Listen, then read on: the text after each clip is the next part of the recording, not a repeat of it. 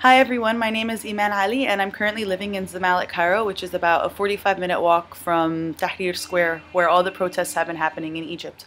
I just wanted to give everyone an idea of what's been going on in Egypt over the past few days.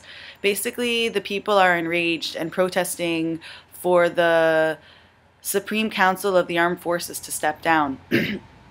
Since Mubarak and his regime have fallen, the SCAF has been running the show in Egypt, and everyone is really unhappy about this. The SCAF placed a puppet government in charge. The SCAF has been arresting people for blogging about what's been going on, and it's gotten really out of control, and everyone wants them out.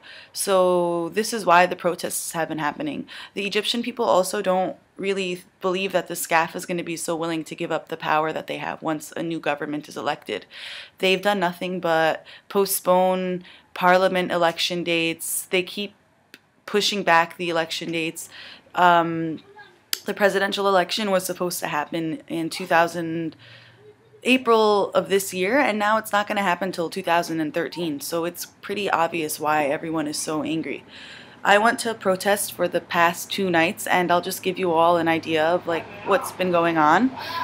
The square itself is completely blocked off from police officers. I'm sure there are undercover police officers in the square, but there's no actual uniformed police officers with weapons. To get into the square, you have to show your ID card, and they check you for weapons.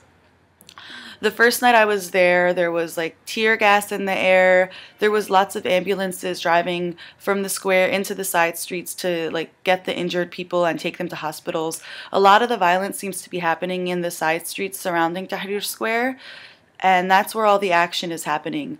It's because the police are trying to come into the square, and there's people guarding Tahrir Square from the side streets, trying to prevent the police from coming into the square. So the first night I was there, I heard some Molotov cocktails getting thrown and just saw lots of ambulances, lots of people chanting things like the people want the prime minister to step down, etc. When I went the second night, it was way more chaotic. There was a lot more people. There was a lot more violence because there was a lot more injured people.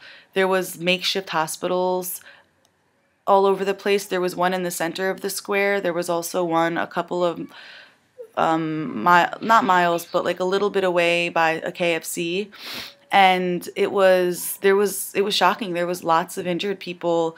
There was ambulances picking up the more seriously injured people from the little makeshift hospitals. There was lots of organization and unity amongst the Egyptian people. They were creating human chains to clear pathways so that the injured people would be able to have easy access to the hospitals. There was heavy amounts of tear gas in the air yesterday, and I heard a lot more Molotov cocktails getting thrown. I heard gunshots, which I believe are rubber bullets getting shot at the protesters. Again, this is not happening in Tahrir Square itself. It's happening in the side streets of Tahrir Square. Today is Tuesday, and there's supposedly, well, there is a 1,000,000-man sit-in that's going to be happening in Tahrir Square. All colleges have been canceled, and I plan on attending, so I will hopefully be reporting back to you guys with more updates. Also, I left one really important fact out. Yesterday, the puppet government that the SCAF has put in charge stepped down, so that's a small victory, but the people are not going to rest until the SCAF is out. So I'll be seeing you guys soon.